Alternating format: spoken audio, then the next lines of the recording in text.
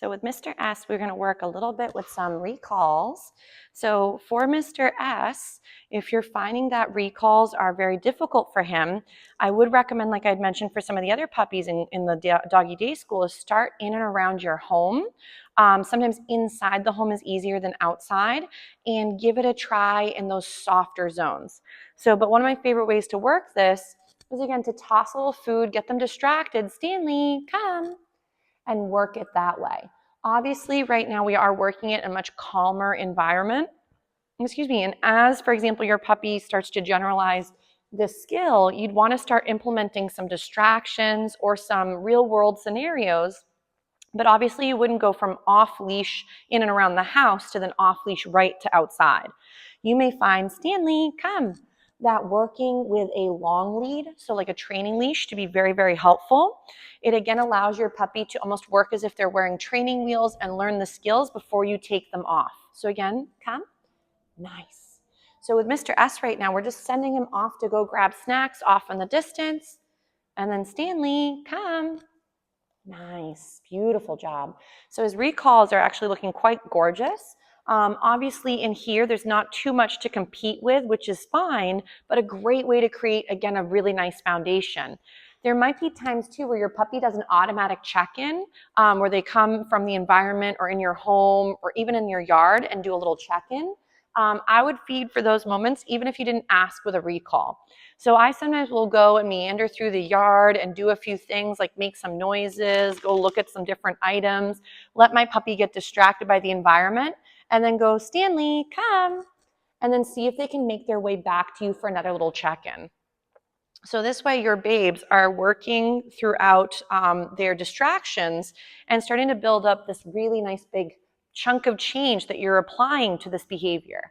So if, let's say, working recalls are not as fluid for your puppy, it could be that there's not enough deposits into that account. So remember how we've mentioned for several of the doggy day school students, or even just in general, is that creating a bank account with each behavior or skill set means that if, let's say, there's been one or more deposits into one behavior, but then there's been 100 deposits to another, the one that has a lot more deposits into that bank account will do even better for bringing that behavior out when needed. So right now, again, he's off in the distance. Stanley, come. Yes, what a good boy. So again, as I mentioned in some of the other videos with some of the other pups in the doggy day school, is you may have moments where your puppy's not doing as well, and that's normal throughout training. This is their very first day here, working these skills and working with me without their handlers. So there is a bit of a learning curve to generalizing skills with someone different than their usual caregivers. Come, nice job. So, but all the men have done a really nice job in this setup. Nice job, Mr. S, where they've been slowly building up these foundation behaviors and applying new distractions or new little elements to their game. So ready? Come. Beautiful. So with Mr. S, you wouldn't want to keep going to the point where your puppy wants to give up on this game. So make sure your recall practice doesn't almost turn into like boot camp where they're doing so many reps that they just want to give up. So Stanley, come. I would get in the habit too of making sure that you're only calling for a recall if, again, your babe is going to be successful. So right now I'm just jackpotting him with teeny little crumbs, one after the other. I want him to think that there's a lot of value in coming to me versus getting involved or more distracted with the environment or things within it. Remember, great places to go practice could be, again, as simple as your backyard. Even if it's not fenced, use a long line. It could be as simple as going to a parking lot or an open field. Obviously, a quieter section of a parking lot where there's not much happening could be a great way to practice with distractions off in the distance and then still be able to work your puppy in and out of that.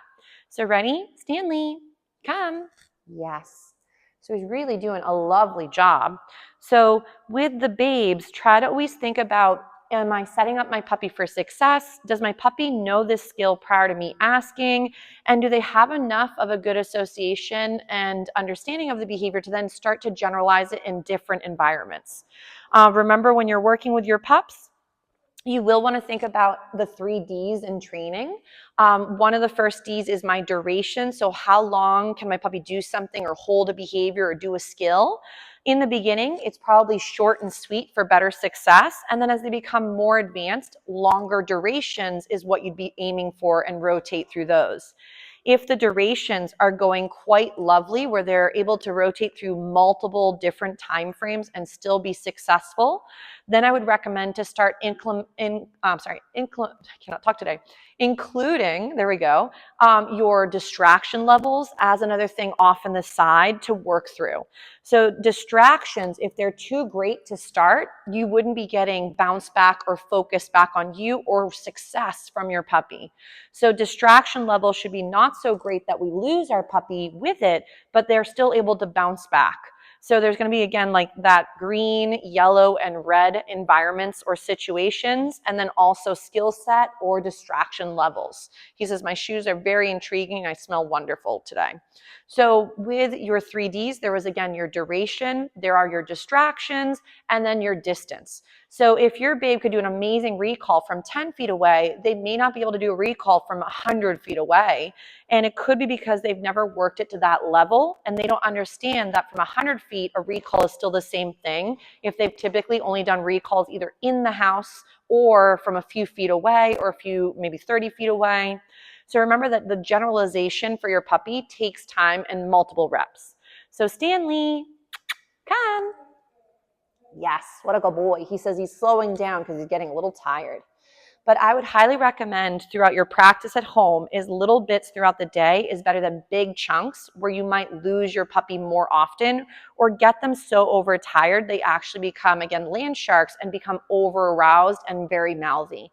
So remember, for an adolescent or even an adult dog, adults between 16 to 18, sometimes hours, depending on the dog, but typically adults 16, really good number. For puppies, again, 18 to 20 hours of sleep a day, and that can alternate as they're maturing and going through other changes in their lives.